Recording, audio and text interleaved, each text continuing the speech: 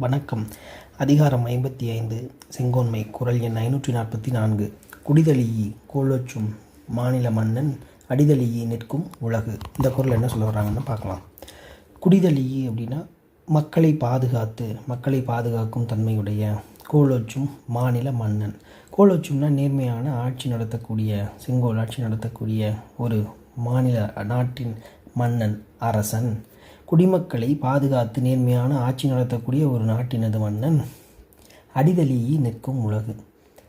அவனது கால்களை சுற்றியே நிற்கும் வாழ்வார்கள் உலகு அப்படின்னா இந்த இடத்துல மக்களை குறிக்கிறாங்க.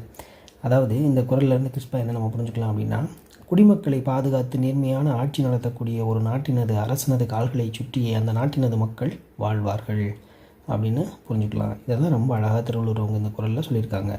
குடிதழீஇ கோலோச்சும் மாநில மன்னன் அடிதழீஇ நிற்கும் உலகு. குறள் விளக்கம்.